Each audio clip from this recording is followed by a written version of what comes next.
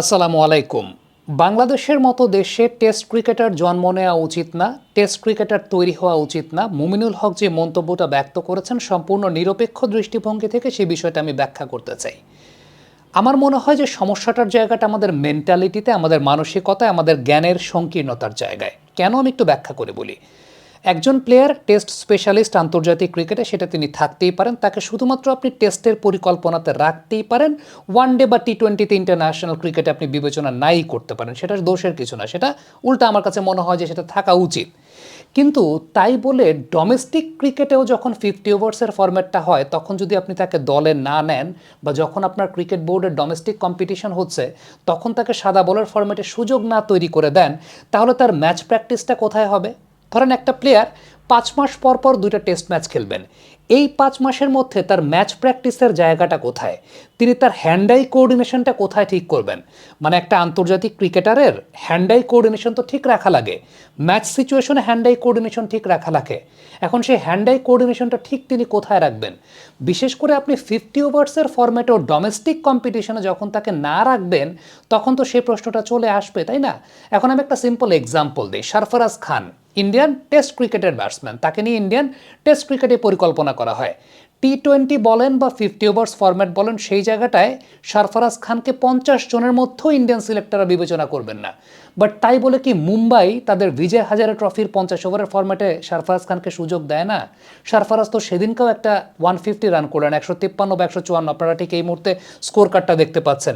সরফরাজ বিজয় হাজারে ট্রফিতে 50 ওভারের ফরম্যাটে একটা দেশও মেরেছেন। আপনি যদি চিন্তা করে দেখেন, চেতেশ্বর পূজারা লিস্টে ক্রিকেটে 16টা সেঞ্চুরির মালিক। চেতেশ্বর পূজারা লিস্টে ক্রিকেটে 150টার উপরে ম্যাচ খেলেছেন। এখন পূজারা যখন নিয়মিত ডোমেস্টিক ক্রিকেট খেলতেন 2023-24 মৌসুম পর্যন্ত রেগুলারলি তিনি বিজয় হাজারে ট্রফি খেলেছেন। এখন কেন সেটা করেন? পূজারাকে কি ইন্ডিয়া ওয়ানডে টিমের জন্য তারা পারফেক্ট মনে করতো, বা ইন্ডিয়া ন্যাশনাল টিমের ওয়ানডের জন্য তারা চিন্তা করতো? পূজারা 1 থেকে 100 জন প্লেয়ারের মধ্যেও ছিলেন না, কিন্তু তাকে বিজয় হাজারে ট্রফি কিংবা সরফরাজকে বিজয় হাজারে ট্রফি 50 ওভারের ডোমেস্টিক কম্পিটিশন খেলার সুযোগ করে দেওয়ার পিছনে কারণটা হচ্ছে তাদের মাসেল মেমোরিটা ঠিক রাখা, ম্যাচ সিচুয়েশনে তাদের হ্যান্ড আই কোঅর্ডিনেশনটাকে ঠিক রাখা। এখন আপনি যদি ডোমেস্টিক কম্পিটিশন নাই খেলেন, আমাদের এমনিতে আমাদের দেশের প্রেক্ষাপটে যদি বিবেচনা করি, এনসিএলে একটা প্লেয়ার 3-4টা ম্যাচ খেলার সুযোগ পায় সারা বছরে। বিসিএল লঙ্গার ভার্সন ফরম্যাটটাও নিয়মিতভাবে হয় না। এখন এই যে বিষয়টা যখন হবে, তখন একজন টেস্ট ক্রিকেটার যিনি 5 মাস পর পর 2টা টেস্ট ম্যাচ খেলবেন, তিনি কিভাবে তার হ্যান্ড আই কোঅর্ডিনেশনটা ঠিক রাখবেন? যদি না তিনি ডোমেস্টিক কম্পিটিশন খেলেন, 50 ওভারের ফরম্যাট আছে, সে 50 ওভারের ফরম্যাটে তিনি খেলবেন, তার হ্যান্ড আই কোঅর্ডিনেশন ঠিক থাকবে। এরপর যখন টেস্ট ম্যাচ তিনি খেলবেন তখন তার ওই একদম চার্জড আপ থাকবেন। আমি সাদমান ইসলামের কথা যদি বিবেচনা করি, সাদমান ইসলাম তিনি পাকিস্তানের সঙ্গে টেস্ট ম্যাচ খেলবেন আরও 1-1.5-2 মাস পর, এবং সেটা তার সর্বশেষ তিনি যে টেস্ট ম্যাচটা খেলেছেন তারও 5-6 মাস পর। এই 5-6 মাসের মধ্যে সাদমান ইসলাম কীভাবে নিজের হ্যান্ড আই কোঅর্ডিনেশন ঠিক রাখবেন? যদি এই মুহূর্তে বিসিএল ওয়ানডে ফরম্যাট হচ্ছে, বিসিএল ওয়ানডে ফরম্যাটে আপনি তাকে না রাখেন, কীভাবে তিনি নিজেকে ঠিক রাখবেন? এই প্রশ্নটা তো আমার কাছে মনে হয় যে আমাদের জ্ঞানের সংকীর্ণতার জায়গাটা ঠিক সেই জায়গাটাতে, যে আলটিমেটলি আপনি, হ্যাঁ একটা বিষয় আছে যে আপনি বলতে পারেন যে সাদমানকে তো আমি আমাদের ওয়ানডে ফরম্যাটের জন্য বিবেচনা করছি না, বা টি-20 ফরম্যাটের জন্য বিবেচনা করছি না আন্তর্জাতিক ক্রিকেটে, সেটা নাই করতে পারেন। কিন্তু আরও একটা ফরম্যাট যখন তিনি খেলছেন, তার ম্যাচ প্র্যাকটিসের সুযোগটা তো আপনাকে করে দিতে হবে। তার সেই ম্যাচ প্র্যাকটিসের জায়গাটা কোথায়? আপনার লঙ্গার ভার্সন ডোমেস্টিক কম্পিটিশনকে 8-10 ম্যাচের, সেটা তো না যেখানে তিনি আসলে সেই সুযোগটা পাবেন তার হ্যান্ড আই কোঅর্ডিনেশনটা সারা বছরব্যাপী ঠিক রাখার। সো প্রশ্নর জায়গাটা সেই জায়গাটাতেই যে আপনি আসলে চিন্তা ভাবনার জায়গাটা, পরিকল্পনার জায়গাটা করছেন কি? একটা টেস্ট স্পেশালিস্ট তকমা দিয়ে তাকে আপনি ডোমেস্টিক কম্পিটিশনে খেলাচ্ছেন না, ধরছিস তিনি টেস্ট স্পেশালিস্ট, কিন্তু ওই টেস্ট স্পেশালিস্ট প্লেয়ারটাকে রেডি করার জন্য তাকে তো আপনার ম্যাচ প্র্যাকটিস দিতে হবে ডোমেস্টিক কম্পিটিশনে। সেই ম্যাচ প্র্যাকটিসটা তো আপনি দিচ্ছেন না, সেই ম্যাচ প্র্যাকটিসের সুযোগটা তো হচ্ছে না। তো আপনার যখন টেস্ট ক্রিকেটের প্রাইম ব্যাটার, তাকে আপনি আপনার ডোমেস্টিক কম্পিটিশন খেলতে দেবেন না সাদা বলের।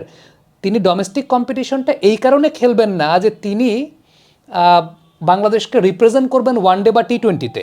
তিনি ডোমেস্টিক কম্পিটিশনটা এই কারণে খেলবেন সাদা বলের, যাতে তার হ্যান্ড আই কোঅর্ডিনেশনটা ঠিক থাকে for his red ball cricket. কারণ 4-5 মাসের ব্যবধানে কোনো প্রকার ম্যাচ না খেলে শুধুমাত্র নেট প্র্যাকটিস করে একজন প্লেয়ার যখন টেস্ট ক্রিকেট খেলতে নেমে যাবেন, this is really a matter of concern, এবং এটাই আপনার দেশের ক্রিকেটের এন্টায়ার ইকোসিস্টেমটাকে মানে প্রশ্নবিদ্ধ করে। দেখেন, আপনি হয়তো বলতে পারেন যে গত বছরের ঢাকা প্রিমিয়ার লিগে মুমিনুল হক তিনি তো এই মন্তব্য ব্যক্ত করেছেন, তিনি ব্যাটসম্যানদের মধ্যে কত নাম্বার আমি দেখলাম, 53 নাম্বার যারা রান করেছেন তাদের মধ্যে 53 নাম্বারে মুমিনুল হক সৌরভ আছেন। এখন আরেকটা রিয়েলিস্টিক কথা বলি, তার চাইতে মাত্র 1 ম্যাচ কম খেলে মুশফিকুর রহিম আছেন 68 নাম্বারে, তার চাইতে মাত্র 2 ম্যাচ কম খেলে হাবিবুর রহমান সোহান ছিলেন 66 নাম্বারে। এখন এটা ম্যাটার করে না যে আপনি আসলে ডোমেস্টিক মানে প্রিমিয়ার লিগে আপনি 53 নাম্বার আছেন। প্রিমিয়ার লিগে অনেক ক্রিকেটার খেলে, প্রিমিয়ার লিগে সুপার লিগের খেলা হয়, মুমিনুলের টিম সুপার লিগে ওই পর্যন্ত খেলে নেই, 16-17টা ম্যাচ খেলে যারা সুপার লিগে খেলে, 16-17টা ম্যাচ খেলে তারপরে এনামুল হক বিজয় ধরেন 800-900 রান করে। আমি যদি বলি যদি প্রাইম ব্যাংক সুপার লিগে ওইভাবে উঠতো তাহলে নাইম শেখ থাকতেন টপ স্কোরার, কিন্তু Naim Sheikh unfortunately top scorer হতে পারেন না, কারণ তার টিম সুপার লিগ খেলেন। দেখেন, মেহেদী হাসান মিরাজ বাংলাদেশের ওয়ানডে ক্যাপ্টেন, মেহেদী হাসান মিরাজ 43 নম্বরে তার অবস্থান ছিল গত বছরের প্রিমিয়ার লিগে, মাহমুদুল্লাহ রিয়াদের ছিল 49 নম্বরে, আফিফ হোসেনের 37 নম্বরে, সৌম্য সরকারের 24 নম্বরে। সৌম্য সরকার বাংলাদেশের 1 নম্বর ওয়ানডে ওপেনার, ওয়ানডে ওপেনিংয়ের পার্সপেক্টিভে সৌম্য সরকার 1 নম্বর বাংলাদেশের। এখন সৌম্য সরকার তিনি ছিলেন 24 নম্বরে। So it does not matter মানে হোয়াট ইট শুড ম্যাটার যে ওই প্লেয়ারটাকে আপনি কতটুকু ম্যাচ প্র্যাকটিস দিচ্ছেন।